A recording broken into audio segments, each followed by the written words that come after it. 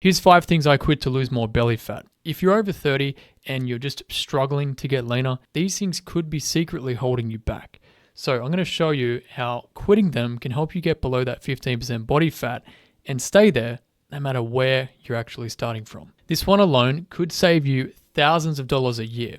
And I only know this because I wasted that much on supplements like pre-workouts. Many of these pre-workouts contain somewhere between 300 to 400 milligrams of caffeine per scoop. That's like 3 to 4 coffees in one hit. Sure, it's going to get you all jacked up and it maybe pushes you harder in the gym, but the crash afterwards is likely going to leave you hungrier than what you were. Also, caffeine can take up to 12 hours to clear your system. So if you train in the afternoon or the evening, that can actually trash your sleep that night. And trashy sleep is going to kill progress more than anything. Then there's BCAAs, branch chain amino acids. I used to panic if I went to the gym and I forgot my tub and then I had to work out with plain water. But, whether I drank BCAAs or not, nothing changed. And to back this, I found a study from 2017 in the Journal of the ISSN where they concluded that BCAA supplements alone don't meaningfully enhance muscle protein synthesis compared to simply eating enough protein from real food. Basically, it's just flavored water that isn't going to lead to more gains.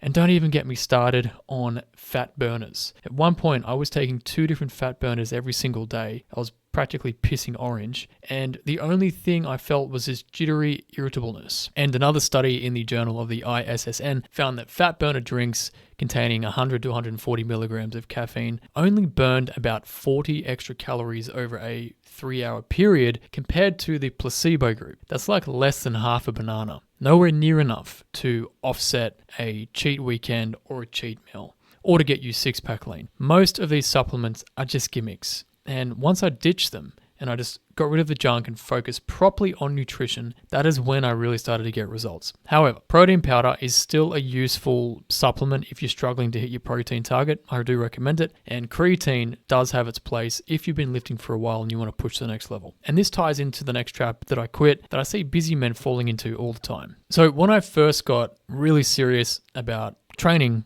I thought more was always better. I'd grind out 5 workouts a week at like 2 to 3 hours per session, but I wasn't actually getting stronger or bigger. I just felt more sore, more drained, and was struggling to juggle all this between the hour work week, which was just dumb. The real problem was that my plan wasn't built for ongoing progress. I was splitting chest one day, back the next, shoulders the next, and just chasing pumps and fatigue, following whatever old school bodybuilders were doing. However, once I cut back just to 3 full body workout sessions built on a progressive overload system, everything started to change. My strength shot up, muscle followed along with that strength. I had more time to recover in between my sessions. And for example, this is like what an intermediate lifter could do in a week. So workout 1, you could do squats, dumbbell press, barbell rows, dumbbell bicep curls, tricep pushdowns, and side laterals. Second workout, you could do deadlifts, bench press, chin-ups, skull crushes, and leg extensions. And then for workout 3, you could do leg press, shoulder press, cable rows, chest flies, hammer curls, and dips. So you're basically hitting all the muscle groups, but just doing one exercise per group per workout, which is enough to stimulate strength and muscle growth without overdoing it. So then in 2 days' time, you can come back and hit those same muscle groups again. And ideally doing 3 to 4 sets per body part so you can progressively overload over time. And this is just a simple, efficient, and progressive way to do it. This has also been my best split for most clients who are busy with their career, business focus, have kids, travel often, have a social life, and it just fits because it's flexible for their schedule. However, behind the philosophy of this program really is the key, and that's a 4-week cycle approach. So where you have higher reps and lower weights. So for example, that could be like week 1, you're starting with 18 reps at say 20 pounds, and then by week 4, you're down at 12 reps, but you're doing 35 pounds. Then when you get to your second cycle, you start back up to the higher weight again, but this time you're trying to hit more reps than what you did in the previous cycle. And then you're working your way back down to that heavier weight with lower reps. Each week, always beating the reps that you did in the previous cycle at those same weights. And then this way, over a 12-week mesocycle, you're always going to be progressing. You won't waste any time in the gym and you won't burn out. And this way, every workout is driving results. I've used this style for like 10 years, and it's been the most sustainable system I've found for busy guys who want to get stronger, lose fat while building muscle, and actually maintain it with something that isn't overwhelming. And you can get this exact structure in my blueprint. Just tap the link in the description. But there was another gym mistake I had to quit because it left me constantly wrecked. See, I was told that to lose the most fat in the shortest amount of time, that I had to do HIIT cardio. So I started skipping and cycling in this HIIT circuit style. But the problem was I didn't realize what proper HIIT actually was until I started doing it, which just meant going all in, balls to the wall for like 20 to 30 seconds because I couldn't handle any longer than that. And then you take a 30 to 40 second rest break, and then you're back into the 20, 30 seconds intensity again. And I normally didn't make it anywhere beyond 10 minutes of doing these cycles because I was ready to puke or pass out. The saddest part is I would only burn maybe 60 to 80 calories or less in this session, which is like one slice of bread or one banana. Yet I'd be absolutely wrecked and dripping wet in sweat and already drained from the workout that I just finished, and I didn't want to move for the rest of the day. And then my hunger would be jacked up and it'd be really hard to not overeat. So it just wasn't sustainable for me, and I never looked forward to doing it.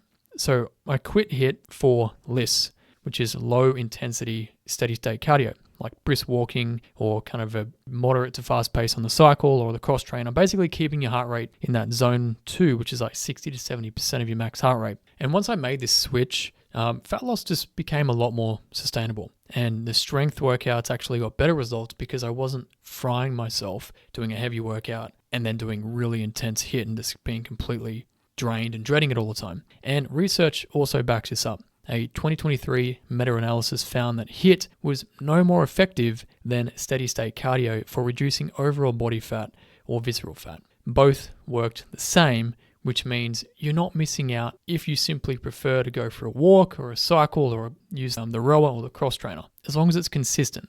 LISS will not wreck your body, and it's not going to spike your hunger, and you can also stack it with calls, listening to a podcast, watching TV, or whatever it is you want to do, or just going outside and getting fresh air.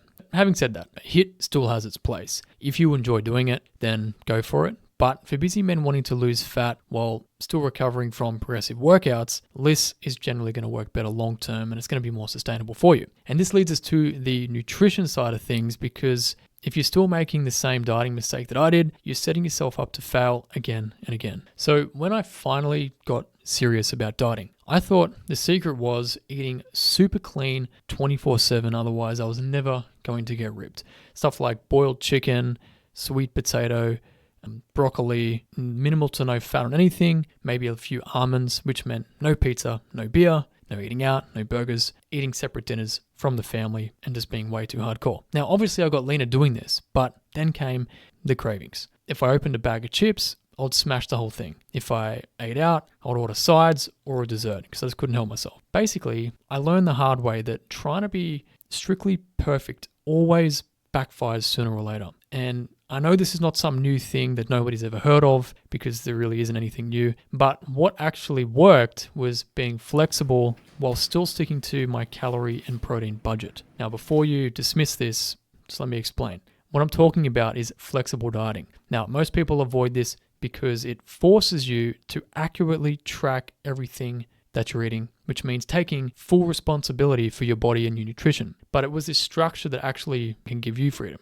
For example, here is 2 healthy meals. Both have the exact same ingredients, but can you actually spot the difference? The second one has less fatty feta cheese, less potato, a little less protein, but it has more vegetables. But as you can see, both of these bowls are full, right? They're fully loaded with food. And here's another example. Here is a range of different burgers, and they're all under 500 calories. So obviously the most important question is, what burger would you pick on this list? That's not really the most important question, but the point I'm trying to make is, once you take a data-driven approach to your nutrition, well, to everything as well, your budget, your deficit, and your maintenance levels are all going to be very clear to you. And whether you're eating a bowl, like a healthy bowl that I just showed you, or a burger, you can still get and stay lean. It's really simple. This is why if you follow what I call the 80 to 90% whole foods and the 10 to 20% flexible approach, or otherwise the 90-10 principle, you're never going to feel restricted. You don't have to miss out on family dinners or end up in binge cycles every weekend or two. This is how my clients are losing 1 to 2 pounds a week of fat consistently without dieting like Tibetan monks. But even with flexible dieting, I still had to quit this last thing to end these yo-yo cycles, which could also be holding you back too. So take two guys, there's Pete and John. Both are 40 years old, working 45 to 50 hours a week. Both have kids and a busy social life. Now, Pete keeps waiting for the perfect time to start, like whenever work slows down, when the kids' sports season ends, when stress and everything just is super easy and there's absolutely nothing to worry about, when there's no birthdays, no events, no travel, or anything coming up. Meanwhile, John just adds 25 minutes of power walking in the morning, then he's cutting out any mindless snacking in between meals, does only 2 30-minute workouts at home every week. That's it. Now, if we fast forward 6 months, Pete is still waiting for life to calm down to go all in, but he's gained 5 to 10 pounds from doing the nothing side of the all or nothing approach. But John is now 20 pounds lighter, fitter, leaner, and he's built habits that can last him for a lifetime. So that's the trap. This is why I quit treating fat loss like a one-time project with a strict start and end date, because life never slows down. Work's always going to have its busy weeks. There's always going to be stressful weeks. Someone's going to be sick. Family's going to need time and attention and priorities. Stress never completely disappears. So waiting just means starting over and over and over, and it sucks. But what actually changed my own physique and will change yours was treating this simply like brushing your teeth. Daily and weekly habits, small lifestyle shifts that I could sustain, and then this way you don't have to wait until you're 100% completely stress-free. Just small things that you can literally do tomorrow.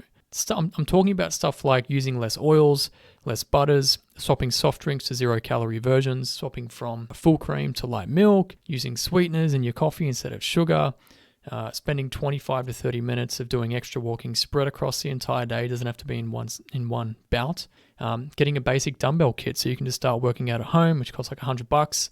And start weighing yourself every morning to keep it top of mind so it's not hidden behind all the other stresses and distractions, right? Just start small, build one habit at a time. Life's going to fly by anyway. You may as well just start doing this.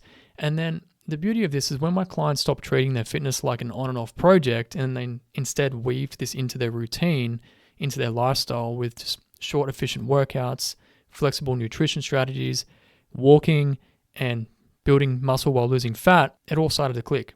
They stopped rebounding, stopped yo-yoing, finally started to build muscle and seeing the definition they haven't seen for years, if not ever. And that's exactly what my Business Body Blueprint routine is built around, giving you a data-driven structure that can shift with your life instead of breaking every time you get a little bit busy.